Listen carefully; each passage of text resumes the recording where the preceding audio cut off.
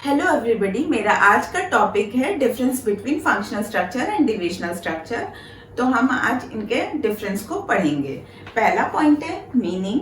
तो functional structure में meaning कहता है कि it refers to grouping of jobs of similar nature under one department. तो सिमिलर टाइप ऑफ वर्क, जैसे फाइनेंस से रिलेटेड, पैसे रुपए से रिलेटेड वर्क फाइनेंस डिपार्टमेंट में जाता है।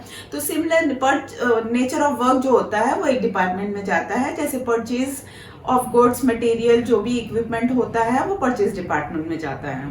तो इस तरह से हम लोग department wise similar nature of work एक ही डिपार्टमेंट में चला जाता है।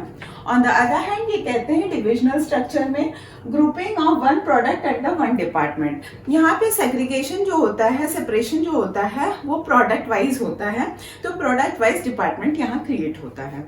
दूसरा पॉइंट है फॉर्मेशन। फॉर्मेशन कहता है it is formed on the basis of functions.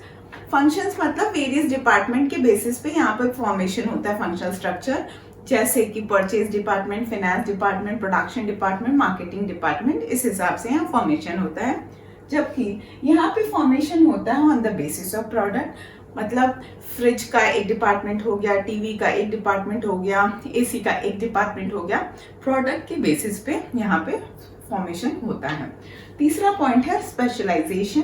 तो ये कहते हैं कि ये फंक्शनल स्पेशलाइजेशन को लीड करता है। मतलब डिफरेंट डिपार्टमेंट में स्पेशलाइजेशन अटेन हो जाता है, इसको फंक्शनल स्पेशलाइजेशन कहते हैं।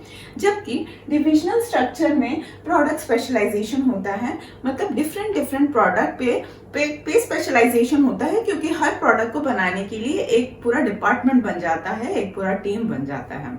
अभी नेक्स्ट पॉइंट पे चलते हैं। तो मैनेजरियल डेवलपमेंट, यहाँ पे ओवरऑल मैनेजरियल डेवलपमेंट नहीं हो पाता है, वो सिर्फ अपने डिपार्टमेंट तक ही सीमित रहते हैं।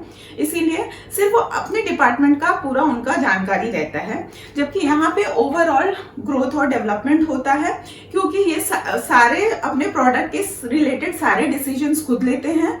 और उसके अलावा ये सारे डिपार्टमेंट्स को देखते हैं, जैसे कि परचेज, फाइनेंस, प्रोडक्शन। इसीलिए यहाँ पे ग्रोथ एंड डेवलपमेंट का स्कोप ज्यादा रहता है। नेक्स्ट पॉइंट है कॉस्ट।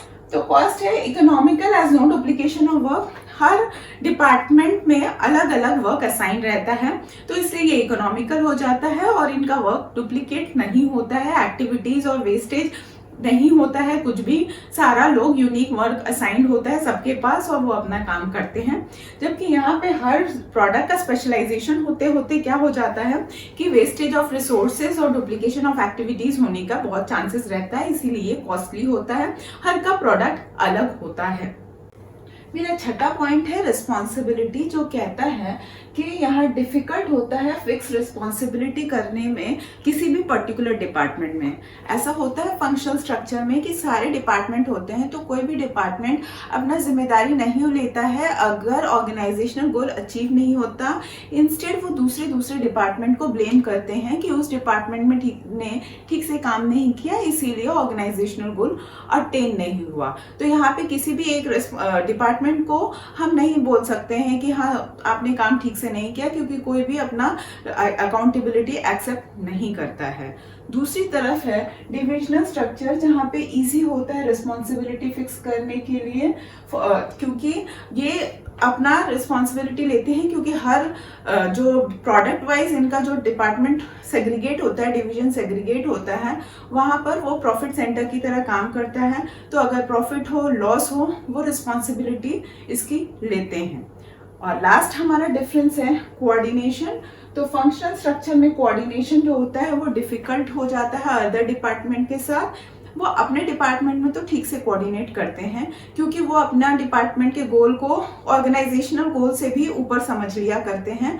तो इसकी वजह से वो इधर तो कोऑर्डिनेट कर लेते हैं, लेकिन दूसरे डिपार्टमेंट के साथ कोऑर्डिनेशन में इनको प्रॉब्लम हो जाता है। और उसके बाद का हमारा डिफरेंस है डिविजनल के लिए। Coordination is easy as all functions related to a particular product are integrated in one department. जिसका मतलब होता है यहाँ कोऑर्डिनेशन बहुत आसान होता है, क्योंकि जितने भी फंक्शंस होते हैं किसी एक प्रोडक्ट के लिए, जैसे फाइनेंस, परचेज, मार्केटिंग, प्रोडक्शन, ये सब एक ही ग्रुप में आ जाता है। तो यहाँ पे सारे लोग एक दूसरे से कोऑर्डिनेट करते हैं, पूरा प्रोडक्ट के हिसाब से वो एक डिपार्टमेंट में इंटीग्रेटेड रहते हैं, इसीलिए यहाँ पर कोऑर्डिनेशन आसानी से हो जाता है। धन्यवाद।